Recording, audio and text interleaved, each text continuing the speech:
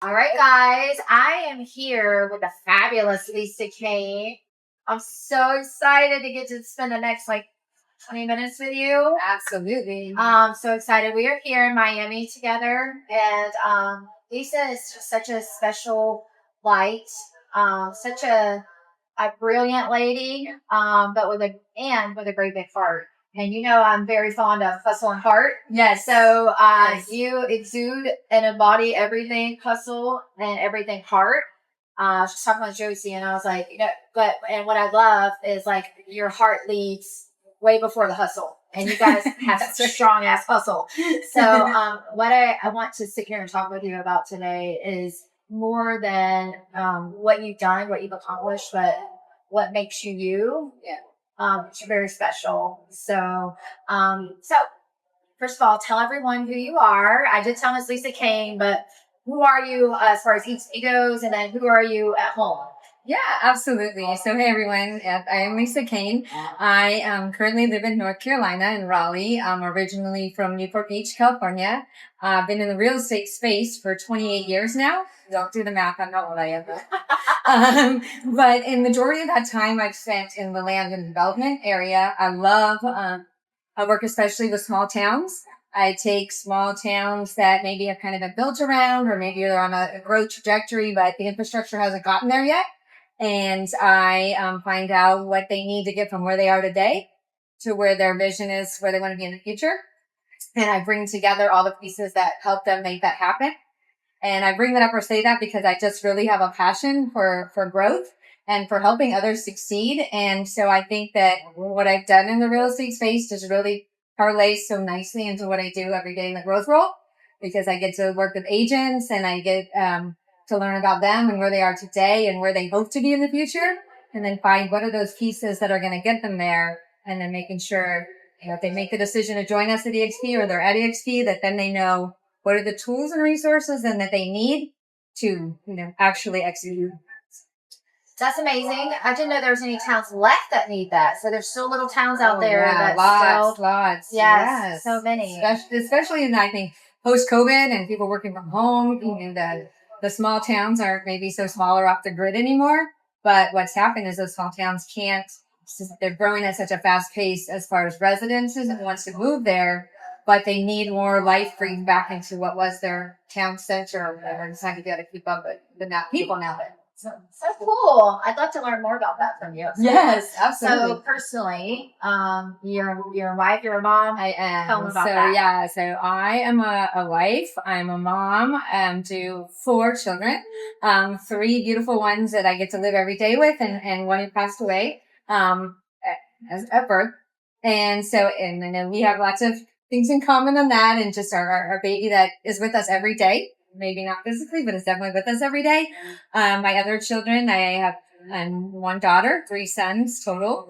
And, that is probably at the core of everything, right? It's God, family, and then what we do here. But again, leading with that heart, right? If you prioritize it that way, it's easy. That just naturally flows in what we do here of loving on others and caring for others. But after the passing of our son, I started a nonprofit years ago in his honor. And I started it to help other moms experience loss and be able to find hope and healing. And it's interesting because I know they say that when you serve others and you care on others, like the blessings really come back. And so it really started as I need to help others along this journey. Ultimately, really helped me more than I knew or thought that it could. I love that. So we've talked a little bit about some of the life struggles that you've been through, and yet you show up so positive. Like, I think no one would be able to know some of the pain that you're masking from prior and even currently, because you show up with such strength and heart and passion, and you never lean on or talk about the pain really. So how do you do that? How are you able to be that strong presence in facing what you're faced with? Yeah.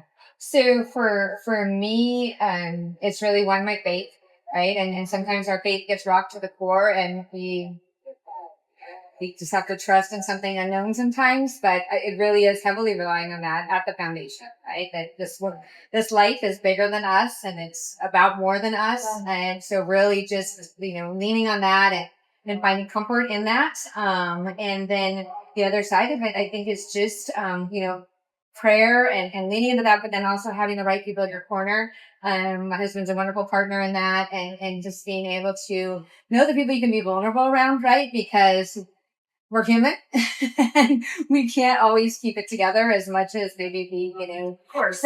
for so long in the day, but there's always going to be a point of like, okay, tapping out for a little bit or whatever. But, I think also it's, being willing, and I think I learned this a lot after my son and starting it on private, it's being willing to, let God use your story, right? Because it's not our story, it's his story.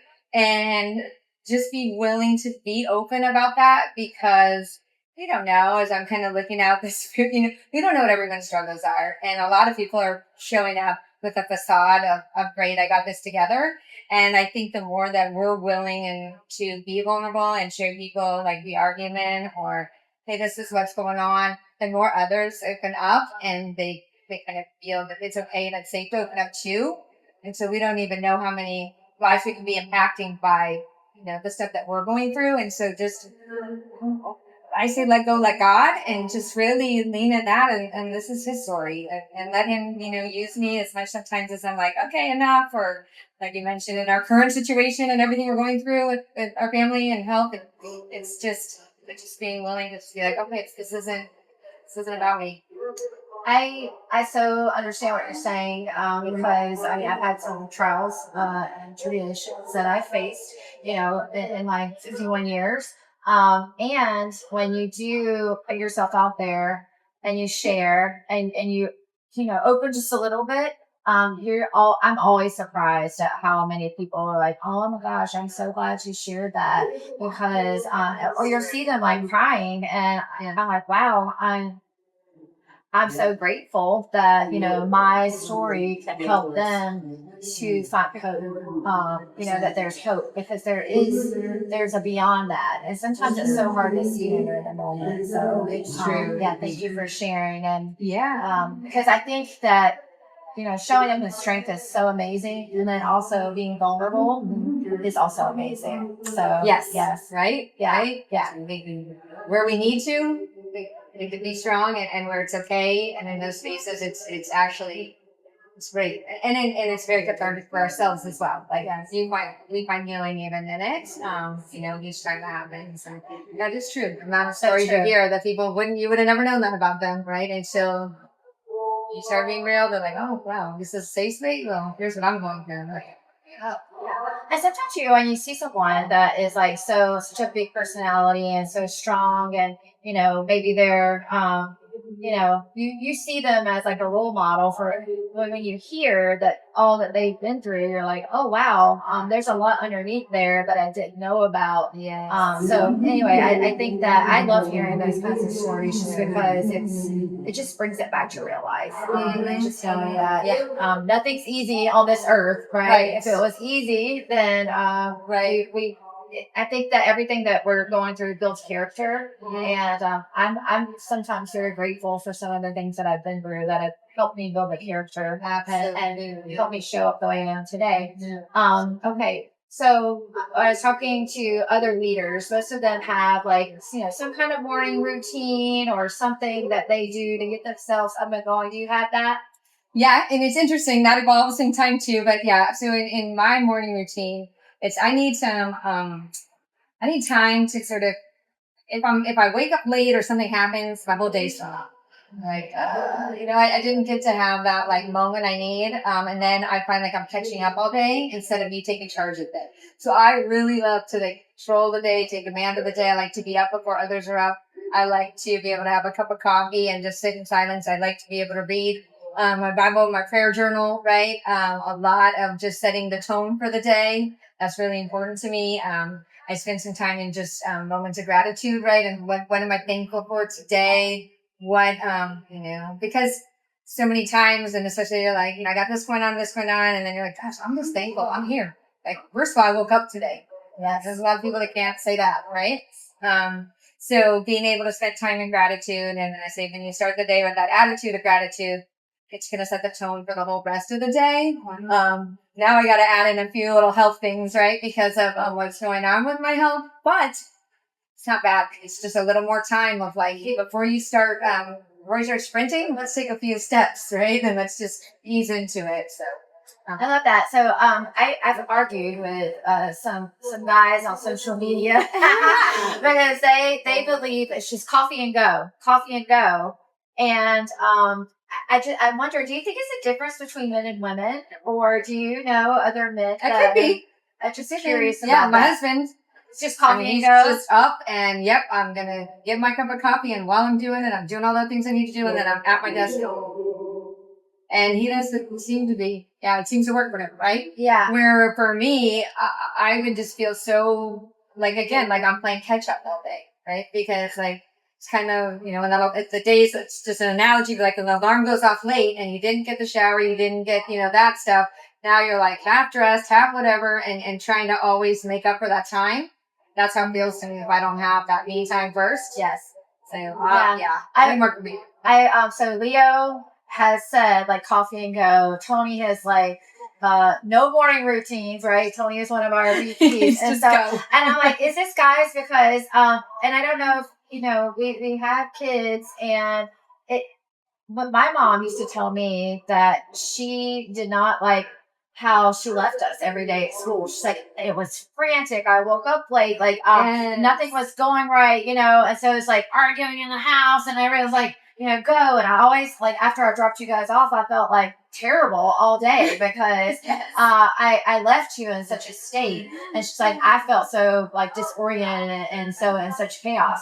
And so maybe that stuck with me, but I was like you, that I wanted to wake up before my kids did, have some time for myself to kind of get myself organized so that when they woke up, I could wake up with my arms open wide and ready to receive them. 100%. Yes. And so it's home for the call too. Yeah. Right? And I need that in my life. I need to be able to let the person I know that I care about so much that I love them and that I want them to have a good day and I want them to make an A today. That's right. And I want them to be their best today. And when I show up my best, then it gives them the opportunity to show up their best. But I'm giving them my best, then it's just not how I want to show up. Did not ever want to show up as a parent. Now I do it for myself, even for my dogs. I do it for my dogs. So it's like, you're going to behave better today if I take you for a walk. So we're going to go for a walk today, and I'm going to love them through it. It's true, though, right? Yeah, and it's mutually giving, right? They give to me, and I'm giving to them. Exactly. That's my dog. They're giving you your day back after that because they're going to rest Exactly. after that. Yeah, but it's a tone. Yeah, and that tone is so important. Well, I saw someone comment on Leo's post, and they said, before I get into the grind, of work, I want to enjoy the life that I'm building. And so I'm enjoying this cup of coffee. I'm enjoying the words of God. Yes. I'm enjoying the gratitude card that I'm writing out. I need to do better with that.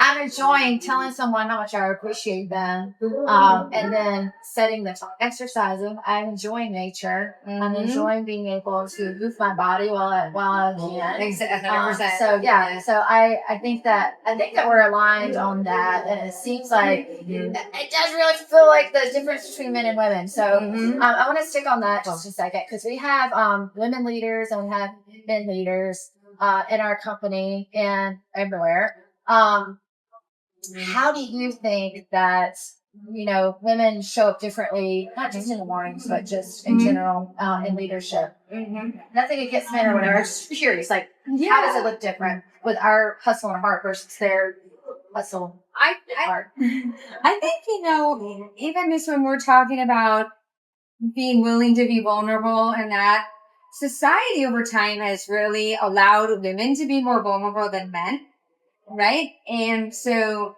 I think for us, when it, depending on how we're wired, to be able to be like, I can be vulnerable, right?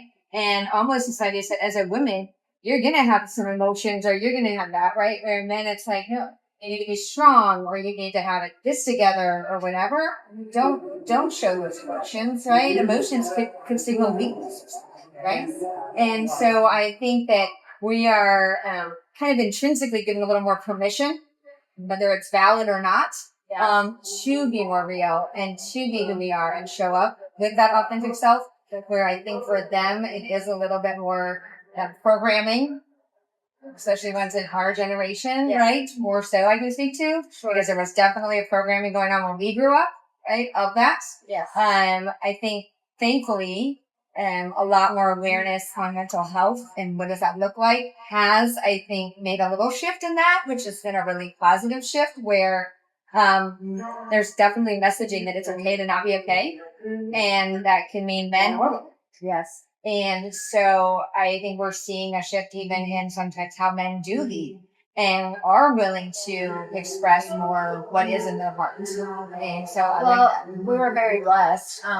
Just a couple of days ago, we had a leadership meeting, a retreat, and we saw the men in that room be vulnerable and speak up, and even shed a couple of tears. for real. So, so I do see, a change. And I do see at least the men that are around us, like, I'm just very grateful for them. Well, and you created that environment, right? That safe space environment where we are this family, we are coming together, and it's okay. Yeah. And what's in this room, all of it, the love, the energy, the tears, the laughter, whatever it is, it's helping us just grow stronger together and know that, hey, this is a safe space. Nothing where we can share what's on the heart without having to hold that back or not be authentic. I love it. I love when you can walk into a room and just feel like you can be you and not be judged. You can just be who you are and you're accepted for who you are with all your flaws, your messiness, your disorganization, like whatever it is. Yes. That you can just show up here and you're loved in spite of that. And in fact, we lifted those people up and showed them how powerful they are and their strengths. Amazing. To be able to speak that to someone, again, it makes them stand up a little taller, feel a little better. Exactly. Feel a sense of belonging. And see things in themselves and they didn't even see. True. I mean, I saw a lot of aha moments in people where someone was saying something about them and they were like, you can see them. Yeah. And they maybe never saw themselves through that lens, right? Because we also can be really, our heads can create narratives that maybe aren't always true. So, if you could give a piece of advice to your daughter, just because we are women in powerful positions at our company, and I'm sure she is definitely looking up to you. What would be your advice to her? Yeah, I mean, I always tell her, that there's going to be trials and tribulations in life. There's going to be hard times and challenges. There's going to be amazing moments of it. But in the end, just stay true to who you are and never let anything rock that, right? Whether it be the opinions of people, whether it be your negative talk that can enter your mind. Know that you are beautifully and wonderfully made by God and He doesn't make mistakes. And, He has got you along this journey, and stay strong in that faith, stay true to who you are and know that you're loved. I think that's a huge thing because, I think when you know that there's a community out there, it's your family or whoever it is. And then obviously at the very top of it, there's a God that loves you in spite of all of our flaws, like you say, in spite of everything that you can always feel safe moving to. Just know that you are loved. Because I think there's people out there that don't love themselves because they'll feel like they're worthy of loving others too. And I bet you say the same things to your sons. I do. 100%. Your sons. 100%. Yeah. Yep. 100%. I love that. Well, I just want you to know that you are such an amazing person. I hate to use the term like you shine light, but you absolutely do. Your spirit, and it's common, but you're not common.